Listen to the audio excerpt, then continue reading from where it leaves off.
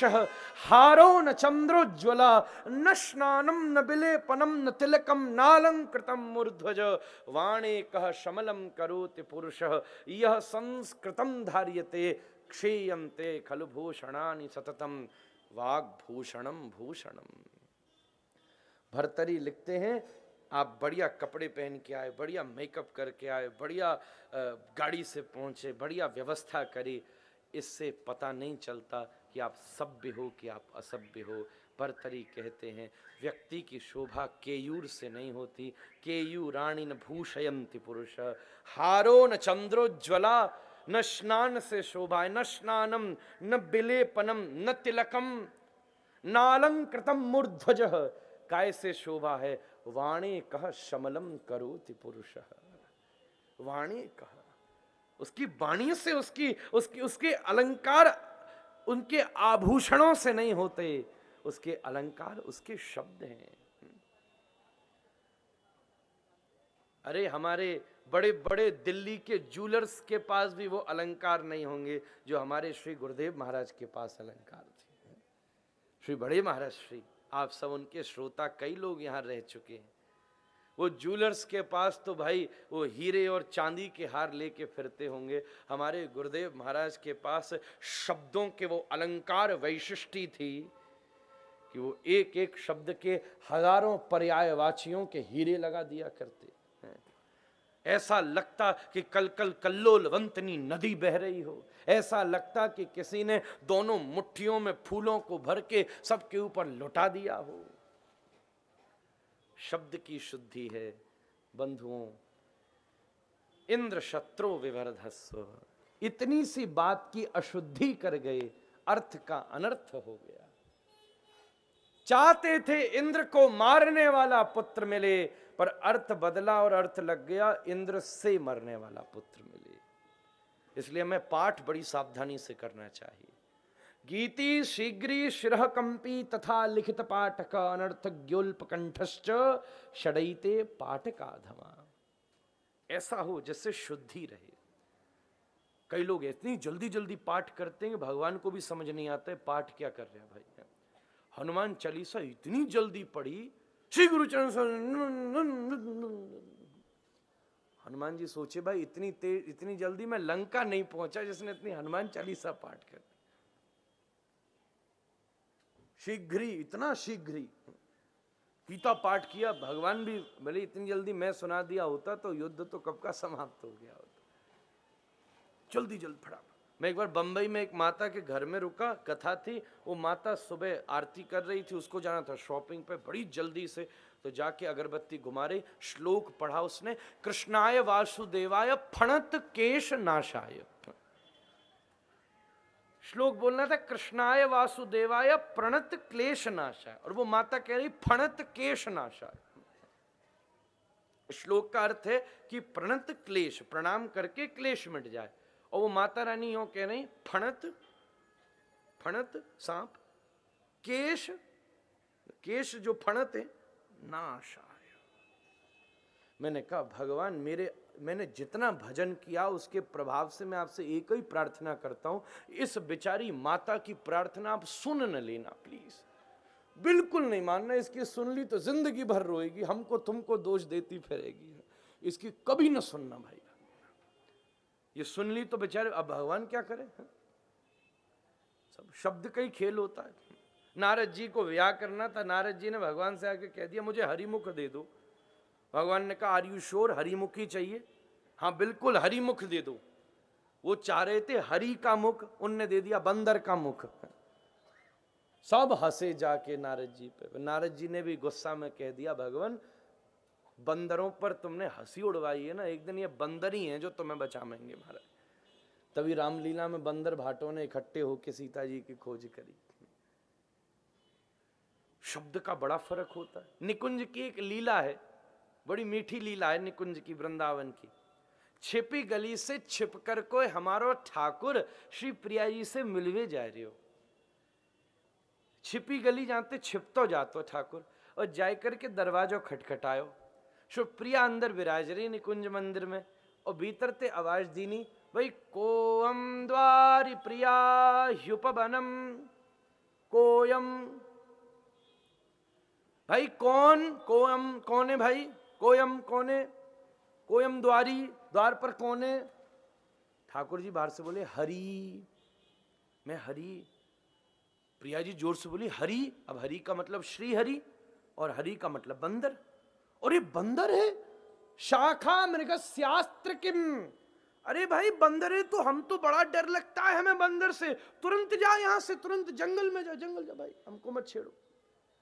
ठाकुर जी ने उदास होके कहा कृष्णो हम दैते, कृष्णो हम दैते विभोमि सुतराम कृष्णाद हम वानरात। अरे दैते अहम कृष्णो, दैत में आपका कृष्ण। अब कृष्ण का मतलब श्री कृष्ण और कृष्ण का मतलब काला। प्रिया जी बोली कृष्णाद हम वानरात, अरे काला बंदर, उससे तो मुझे विशेष डर लगता है, लंगूर है, जल्दी भाग भाई, लंगूर से तो मुझे विशेष डर लगता है। ठाकुर जी बोले राधे हम मधुसूदनों सुतराम। अरे राधे अहम मधुसूदन, मैं तुम्हारा मधुसूदन राधा रानी। ये बहुत लंबी लीला है, मैं 2-4 बताऊंगा। ऐसे तो फिर जिन्हें क्या क्या कही है, ठाकुर जी ने खोले ही नहीं प्रिया जी ने दरवाजा। मैं मधुसूदन, अब मधुसूदन एक तो उसे कहते हैं जिसने मधु नाम के दैत्य को मारा हो, और मधुसूदन भौरे को भी कहते हैं। प्रिया बोली तू पहले कहता बंदर हूं, अब कहता भौरा है, भाई मैं तो बिल्कुल नहीं खोलती दरवाजा, जल्दी जाए यहां से। सो आचार्य कह रहे हैं हिरणो हरि पातुमाम। आज प्रिया जी ने दर्शन नहीं दिए, तब हार कर हरि मुंह लटका कर वापस लौट गए। तो बहु अर्था, बहुत अर्थ है, शब्द की बड़ी वैशिष्टि है। आज शब्द पर बड़ी लंबी चर्चा होगी। शब्दम खे पौरुषम नृषु,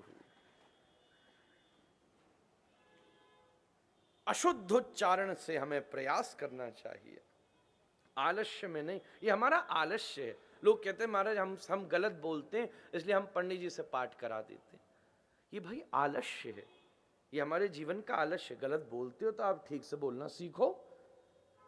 आप 5 दिन अभ्यास करोगे, 2 दिन अभ्यास करोगे, अपने आप संस्कृत का पाठ करना आ जाएगा। ये आलस्य है हमारे जीवन में, वो हमने इतना आवश्यक नहीं समझा, इसलिए हमने कर दिया।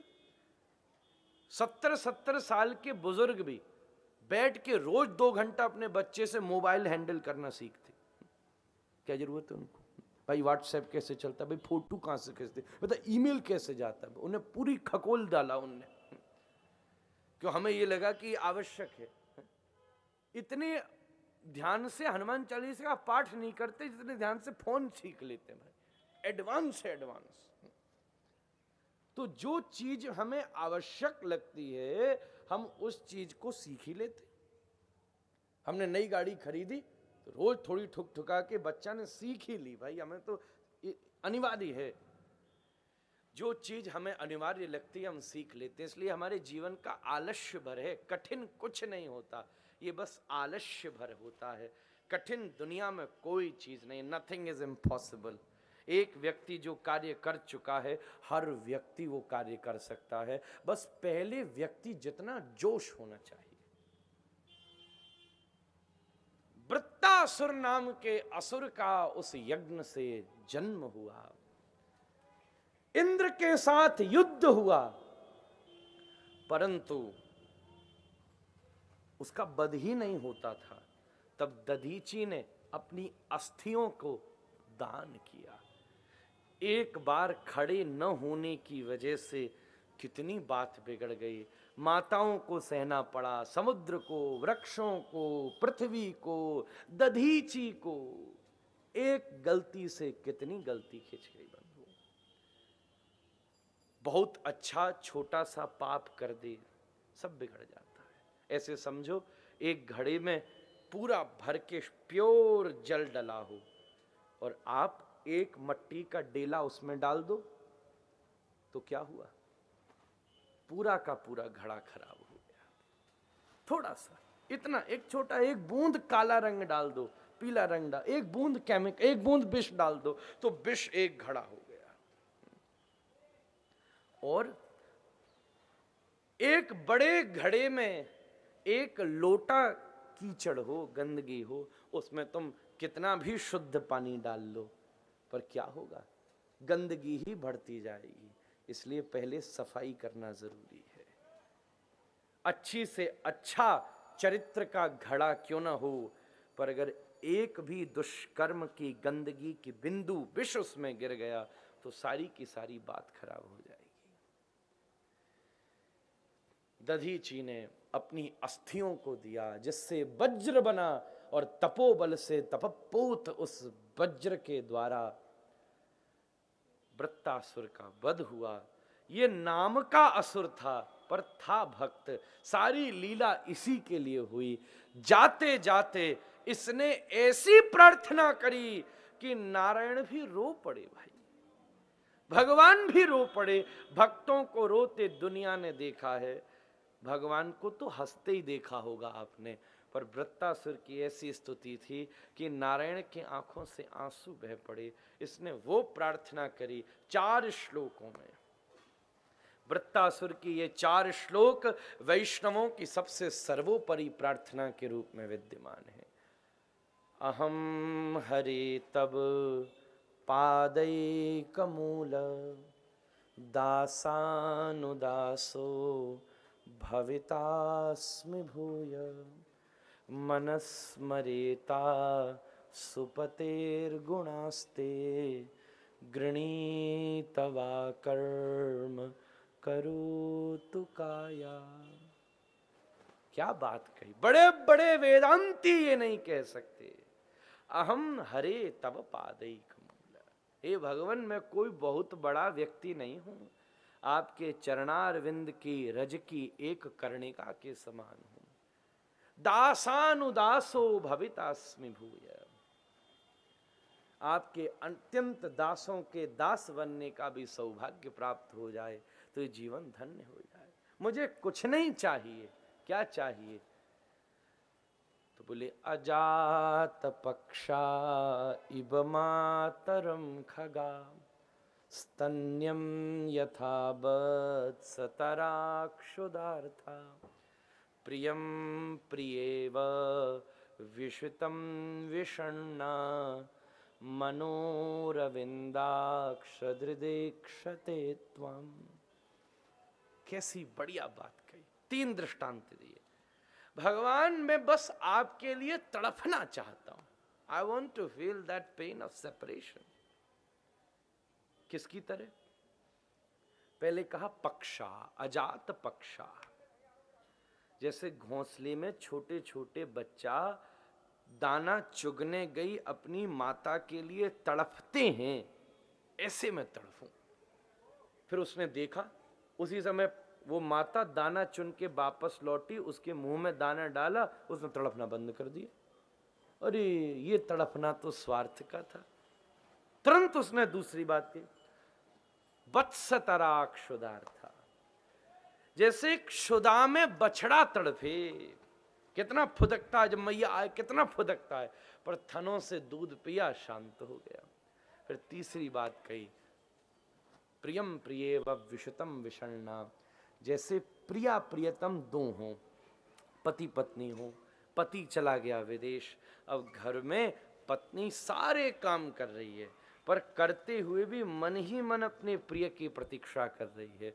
भोजन बना रही है तो सोचती है अगर एक फुल्का पति भी खाता, आज इस सब्जी का स्वाद ले लेता तो कितना अच्छा लगता, कहीं जा भी रही है वो भी साथ होता तो कितना अच्छा लगता।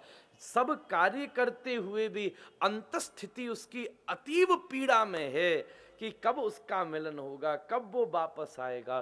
बस भगवान मैं भी आपके लिए उस प्रिया की तरह तड़पता रहूं, उस बिलविड, आप मेरे बिलविड हो जाओ। ये दोनों अपने माता के लिए तड़प रहे थे, पर जैसे प्रिया प्रियतम, जैसे कोई बिलविड के लिए तड़पे, मैं ऐसे ही आपके लिए तड़पूं। ऐसा अवसर मुझे कब प्राप्त होगा? ऐसी अद्भुत स्तुति करी। स्तुतियों में जितनी भागवत में स्तुतियां हैं, प्रेयर्स हैं, जितनी प्रार्थनाएं हैं, भागवत का धन प्रार्थनाएं हैं। आज जितनी कथाएं होती हैं उसमें प्रसंग होते हैं, स्तुतियां नहीं हो पाती। पर भागवत का जितना कंटेंट है ना, जितना मैसेज है, what actually Bhagavat wants to give to you, it's not just those stories, it's not just those प्रसंग, इनफैक्ट द स्तुति। ध्रुव ने क्या कहा? अब ध्रुव ने जो कहा, उसने अपने जीवन में जितना पढ़ा था, जितना समझा था, जितना जाना था, भगवान से मिलने के बाद, भगवान को भी परखने के बाद जो कहा, तो पूरा निचोड़ अपनी प्रेयर में दिया। कुंती ने क्या कहा, भीष्म ने क्या कहा, प्रहलाद ने क्या कहा। स्तुति प्रकरण भागवत का वही सिद्ध प्रकरण है बंधु। सारी बात, गोपियों की स्तुति वही गोपी गीत है, वही वेणु गीत है, वही युगल गीत है, वही भ्रमर गीत है। ये स्तुतियां हैं जिसने भागवत के कंटेंट को अद्भुत बनाया है। पर आजकल न तो लोगों में इतनी रुचि है और न वक्ताओं को भी ऐसी सुविधा है। अगर श्रोता प्रबुद्ध हो जाएं तो वक्ता को प्रबुद्ध होना पड़ता है। मैं उल्टी बात कहूंगा, अगर श्रोता प्रबुद्ध हो जाएं तो वक्ता को प्रबुद्ध होना पड़ेगा। जब आप किसी से कथा लेने जाओ कि महाराज जी डेट दे दीजिए, उसी समय उसको बैठ के भागवत के 2-3 श्लोक सुना दो, तो या तो बोलने वाला अच्छी तरह तैयारी करके आएगा या भाग खड़ा हो जाएगा। भाई सुनने वाला जब जानकार है तो आदमी भी बड़ी सावधानी से बोलेगा, भाई ऊंच नीच हो जाए तभी नाक कट जाएगी। अभी मैं एक श्लोक टेढ़ा कर भी दूं तो आपको क्या पता, आप तो वाह वाही करते फिरोगे, हमारा बहुत बढ़िया। अनाधिकार चेष्टा भी व्यक्ति को नहीं करनी चाहिए। तो वक्ता प्रबुद्ध हो जाए तो श्रोता प्रबुद्ध हो जाए तो वक्ता को प्रबुद्ध होना पड़ेगा। ये उसकी पारंगतता, ये उसकी दिव्यता। पर यही है, आप खूब संस्कृत बोल लो, खूब सब कर लो, फिर भी लोग कहते हैं महाराज 1 घंटे में बीच में 15 मिनट का एक ब्रेक मिलेगा, थोड़ा सा 1-2-4 ढोल ताशे थोड़ा बच जाए तो। बंधुओं, कथा को संगीत की कोई जरूरत नहीं है, संगीत को कथा की जरूरत है। कथा पूर्ण है, ये जैसी है वैसी पूर्ण है। जो अधूरा होता है उसमें जोड़ा जाता है, जो पूरा हो। कोई व्यक्ति हो, उसने कपड़े बढ़िया पूरा टक्सीडो पूरा पहना है, अब उसमें तुम क्या जोड़ोगे? अगर तुम कुछ भी जोड़ोगे तो वो सुंदर नहीं लगेगा। एक माता ने कोई साड़ी पहनी हुई है, उसने पूरे अलंकार पहने, अब उसमें तुम क्या जोड़ो? तुम उससे कहो सुन साड़ी तो तूने पहन ली, अब इसमें एक जीन्स और पहन ली। भाई तो एलियन क्यों बनाते हो भाई? बहुत अच्छा लग रहा है सब, पूरा इसके जो पहना जा सकता था वो पहन लिया मैंने। किसी को कुर्ता धोती पहना तो भाई क्या पहनोगे? धोती पहन ली, कुर्ता पहन ली, दुपट्टा डाल लिया, तिलक लगा लिया, अब इसके ऊपर आप क्या पहनो? है मैं इसके ऊपर कोई माता की सी बड़ी लंबी एक ज्वेलरी डाल लूं, कोई बढ़िया भारी ज्वेलरी डाल लूं, हाथ में कोई मैं एक चूड़ी पहन लूं, आप कहोगे महाराज यहाँ तो मामला गड़बड़ लगता है हमको। सबकी अपनी एक शोभा, एक स्वरूप है, एक्स्ट्रा डालने की क्या जरूरत है? तो भागवत पूर्ण सुसज्जित, जिसने बोली है वो पूर्ण है, जिसने सुनी है वो पूर्ण है। इसमें से जोड़ने की कोई जरूरत नहीं है। हम ये सोचते हैं इसमें और क्या जोड़ने, क्या जोड़ने, बल्कि ये सोच के बैठो कि इस बह रही महानदी में से कौन सा मोती हम अपने लिए निकाल लें। दुनिया में क्यों स्वार्थी होते हो? मैं कहता हूं स्वार्थी होना अच्छा है, पर कथा में हो ना। आप दुनिया में स्वार्थी हो रहे हो, दुनिया में परमार्थी हो, और कथा में नितांत स्वार्थी हो। यहां इतने स्वार्थी होना जिसकी कोई सीमा नहीं। हाँ महाराज ये सुनना है हमको, जो चीज आपको दी जा रही है इसमें से ले जाओ चुरा के। चोरी भी यहां करो, स्वार्थी भी यहां हो, लोभी भी यहां हो, कामी भी यहां हो, तो यहां का कामी होने पर भी मुक्ति मिल जाएगी। चीजें बहुत अच्छी हैं, पर जरा प्रयोग उसका गलत जगह हो गया। बंधुओं, वृत्तासुर ने अद्भुत स्तुति को उपस्थित किया। ये स्तुति शिरोमणि स्तुति के रूप में स्थापित है। वल्लभ संप्रदाय में तो इन चारों श्लोकों का बहुत विशेष सम्मान है। इससे बढ़िया और भगवान की क्या स्तुति होगी? स्तुति का मतलब होता है glorification. Just try to understand. स्तुति का मतलब डिमांड नहीं होती। आज हमारी स्तुतियों में डिमांड ड्राफ्ट है, मुझे ये चाहिए, ये चाहिए, ये चाहिए, ये चाहिए। लोग जोर से तो बड़ा कहते, तेरा तुझको अर्पण क्या लागे मोरा, और मन ही मन सोचता तेरा तुझको तो तब दूंगा जब पहले तू मुझको देगा। ये चाहिए, वो चाहिए, वो चाहिए, वो चाहिए। भगवान भी बोर हो गए सुनते सुनते भाई।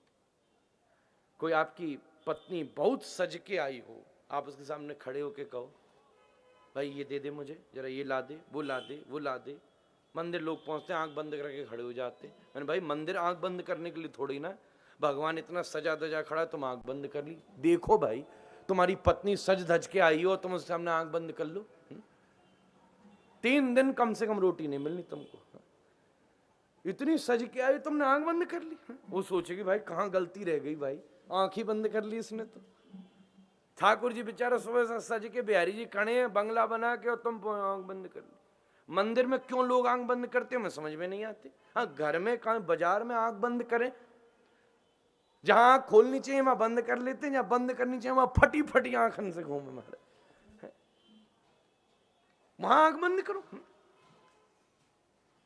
कैसी बात है, हद हो गई। कोई सिनेमा हॉल में जाके आंख बंद करके बैठ जाए,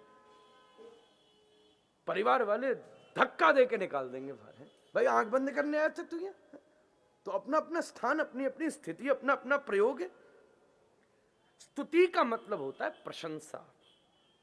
मीरा को जहर दे दिया तो भी क्या उसने एक लाइन में शिकायत करी? क्या ये कहा मुझे क्या चाहिए, मुझे क्या चाहिए, मुझे क्या चाहिए, मुझे क्या चाहिए? ग्लोरिफिकेशन। स्तुति का मतलब होता है ग्लोरिफिकेशन। स्तुतियों में वृत्तासुर की स्तुति एक अद्भुततम स्तुति है। अपूर्व भाव से वृत्तासुर के ऊपर कृपा हुई। 7वें स्कंध में प्रहलाद के चरित्र का वर्णन है। अब आपके लिए बहुत महत्वपूर्ण चीज बता रहा हूं। प्रहलाद की कथा से आप जब पूर्ण रूप से परिचित होगे, खंबे से नृसिंह आए, ठीक है, उस पर भी मैं थोड़ा सा बात कह दूंगा, बट प्रहलाद के अस्तित्व को समझना जरूरी है। प्रहलाद में ऐसा क्या था जिसने हरि को भी खंबे से आने के लिए मजबूर कर दिया? अगर हरि खंबे से ही आते तो तुम कल 2-3 खंबे तोड़ के देखो। मैंने तो एक जगह कथा सुनाई, एक आदमी उसने लड़ने ही आ गया, बोले महाराज मैंने तो 50 खंबे तोड़वा दिए यार, कहीं निकले नहीं। झूठी कथा सुनाते हो तुम। अभी मैंने कहा यार तोड़ने से पहले पूछ ही लेता हूं उससे, आप जरा तोड़ो, घर के जाके 2 खंबे तोड़ना, नृसिंह तो आएंगे नहीं, तुम्हारी खोपड़ी पे गुमड़ा जरूर निकल आएगा। पर ऐसी क्या बात थी जिसने प्रहलाद के सामने हरि को मजबूर कर दिया उसकी बात को रखने के लिए? खंबे से हरि आ गया। प्रहलाद विश्वास की मूर्ति है बंधु, वो विश्वास की मूर्ति है। अध्यात्म की नींव है विश्वास। भगवान विश्वास में रहता है। मैं एक बार दिल्ली के एक स्कूल में बोलने गया तो सभा में मुझसे एक बच्चे ने पूछा, बड़ी अच्छी बात पूछी। उसने पूछा महाराज भगवान कहाँ रहता है? वो बड़ा भ्रमित था, कहाँ रहता है? मुसलमान कहते हैं कि वो जन्नत में रहता है, हमारे सनातन धर्म में एक जना कहता है कण कण में रहता है, एक जना कहता है भाई मंदिर में रहता है, एक जना कहता है भाई हिमालय में रहता है, एक जना कहता है भाई वृंदावन में रहता है। किसी से पूछ लो, कृष्ण से पूछो, वो कहता है our father who art in heaven, वो हेवन में रहता है। तो भाई ये इतने घर हैं क्या भाई? पहली बात क्या इतने भगवान हैं, वो क्या रहता कहाँ है? तो जब उसने पूछा इतने भगवान, तो मैंने उसको एक जवाब ये दिया कि जैसे हर रात चांद अलग होता है, 15 रातों में चांद अलग दिखता है, पर इसका मतलब ये थोड़ी ना कि कोई 15 चांद होते हैं। कोई ये कहे महाराज 15 चंद्रमा है, क्यों? एकम का अलग है, द्वितीया का अलग है, पंचमी का अलग है, अष्टमी का अलग है, एकादशी का अलग है, पूर्णिमा का अलग है, अमावस्या का अलग है। महाराज बहुत सारे चांद हैं। तो लोग उस पर हंसेंगे, भाई चांद बहुत सारे नहीं है, चांद तो एक ही है, पर हर दिन मौके के हिसाब से उसका स्वरूप अलग है। ऐसे ही भगवान तो एक ही है, ठाकुर तो एक ही है, पर मौके के हिसाब से वो अपनी अलग अलग शक्ति का प्रकाश करते रहते हैं, इसलिए हमें अनेक अनुभव होते हैं। दूसरी बात उसने बड़ी मौके की मुझसे पूछी कि भगवान रहता कहां है। तो एक ही बात मिली, भगवान विश्वास में रहता है। अगर आपका विश्वास है कि वो कण कण में है तो वहां से मिलेगा। आपका विश्वास है, प्रहलाद का विश्वास है वो खंबे में है तो उसे मिल गया। श्री गोपाल भट्ट गोस्वामी का विश्वास था कि शालिग्राम में है, वहां से मिल गया। हरिदास जी का विश्वास था तो निधिवन से बिहारी प्रकट हो गया। जहां विश्वास है वहां से मिलेगा। मीरा का इतनी सी मूरत में विश्वास हो गया, जाके सिर मोर मुकुट मेरो पति सोई। एक गोपी बैठी बैठी ठाकुर का श्रृंगार कर रही थी। एक नास्तिक ने आके कहा, ए पत्थर की पूजा करती है। गोपी बोली, तू यहां आया क्यों? सखी इसको पाषाण न कहना, सखी इसको पाषाण न कहना, मैंने अपने प्राण दिए हैं, अब इसको निष्प्राण न कहना। ये पाषाण थोड़ी ना है, मैंने सब न्योछावर कर दिया। एक पंजाब का भक्त हुआ धन्ना सेठ, धन्ना जी ऐसे ही नाम है कुछ, मैं कभी कभी गड़बड़ कर जाता हूं। बड़ा गांव का बेचारा किसान आदमी, उसको किसी ने कह दिया, बड़ा भक्त था, उसके मन में बात हुई, भगवान मुझे कहां मिलेगा। तो किसी एक ऊदमी व्यक्ति ने कह दिया कि भगवान मंदिर में मिलेगा, और मंदिर में पंडित जी के आसन के नीचे मिलेगा। अब भोला भाला आदमी पहुंच गया। असल बात यह है कि भगवान भी भोलों को ही मिले, टेढ़ों को नहीं मिले। वो खुद ही टेढ़ा है, तुम उसके सामने कितने टेढ़े हो गए बताना। तो टेढ़े को सीधे होके पाया जा सकता है, ये सीधी बात है, हल्का फुल्का सूत्र है। टेढ़े को टेढ़े होके कभी नहीं, कितने टेढ़े हो जाओगे तुम, ठाकुर से टेढ़े हो जाओगे, वो त्रिभंग है भाई। सीधे होके तो फिर भी कुछ मिल जाए तो मिल जाए भाई। सीधा साधा आदमी पंडित जी के पास पहुंच गया, महाराज भगवान दो। कहाँ? बोले तुम्हारे आसन के नीचे। भाई नाए यहाँ रोज ही पहुंच जाता। एक दिन पंडित जी ने भी पीछा छुड़ाने के लिए कह दिया, ले भाई, तो आसन के नीचे जो पत्थर रहता था जिस पे वो बैठते थे वो ही दे दिया, ये रहा तेरा भगवान। ले भाई, उसने मान भी लिया, हाँ भाई ये है। लोग भी कह रहे, पंडित जी भी कह रहे, यही है भाई, यही है भगवान। लेके पहुंचा, खेत की मेड़ पे रखा, अपनी पत्नी से कहा, हाँ भाई बना, 56 भोग बना, ठाकुर आया है आज। उन्होंने टिक्कड़ बनाए भाई, और 56 भोग बना के सामने धर दिया, और थोड़ी पे हाथ धर के बैठ गया, खाओ खाओ भाई, खाओ, बन गया गरम गरम में, खाइए खाइए। 1 घंटा 2 घंटा 5 घंटे ठंडा हुआ, फिर गरम कराया, फिर लो खाओ ना ठाकुर भाई, क्या हो गया, क्यों शर्म करते हो? तो शायद भगवान को शर्म आ रही है, हाथ बांध के बैठे, जैसे कछुआ शर्म में हाथ पांव भीतर घुसेड़ लेता है। लो खाओ खाओ खाओ। गैया को डलवा दिया, दोबारा बनवाया, फिर बैठ गया, खाओ। 3 दिन हो गए। बोले तू नहीं खाएगा, मैं भी नहीं खाऊंगा, अतिथि देवो भव। अतिथि को खिलाए बिना मैं कैसे खा लूं? खाना पड़ेगा, खाना पड़ेगा। 3 दिन हो गए, सिर घूमे, पत्नी बना बना के थक गई, भाई ये कौन सो भगत आ गया है। ठाकुर जी भी चौंके, भाई अब तो कुछ ना कुछ करना ही पड़ेगा, मर जाएगा ये। सीधों को और अड़ने वालों को ही भगवान मिला है, ढीले ढालों को नहीं, जो 2 दिन जिनको भक्ति का बुखार चढ़ता है, 30 दिन ठंडे पड़ गए। ऐसा नहीं, कथा सुनी, बड़ा जोश चढ़ा। कल से 4 बजे उठेंगे हम, कल तो करेंगे, मंदिर जाएंगे, वृंदावन जाएंगे ही। रात में सोए, दूसरे दिन पत्नी ने उठाया, 4 के 10 बज गए। बोले तुम तो कह रहे थे 4 बजे उठेंगे। बोले कथा में ये भी तो सुना था, बीती ताय बिसारी, कल की बात थी, आज तो नया दिन, ठंडे पड़ गए। बड़ा जोश चढ़ता है। ये भी बैठ गया, लो लो आओ दो। भगवान बोले भाई अब तो अड़ गया ये तो। ठाकुर जी ने सोचिया दर्शन तो दे नहीं सकता, इसका भी इतना पात्रता नहीं है, तो भोजन के ही तो पीछे पड़ा है, मैं एक सामने कचौड़ी रखी है, उठा लेता हूं। धन्ना सेठ की कथा है, और उसने लेके धन्ना जाट कहते। तो ठाकुर जी ने नेक पत्थर में से हाथ निकाला, कचौड़ी उठाई और भीतर ले जा रहा।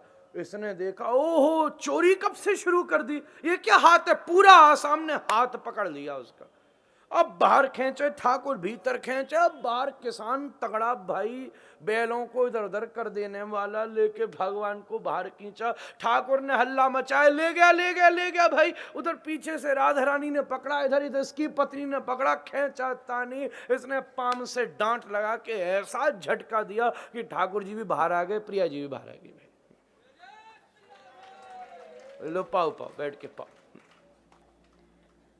कहने का मतलब यह है कि विश्वास में ईश्वर है। कहां है जहां विश्वास है। एक बार महर्षि संदीपन ने अपने विश्वविद्यालय में सबको परीक्षा दी। 10,000 स्टूडेंट्स थे। सबके हाथ में लकड़ी दी और कहा सूर्यास्त से पहले इस लकड़ी को फेंकाना, और जब तुम इसे फेंको तो तुम्हें फेंकते हुए कोई देखे नहीं, अकेले में फेंकना।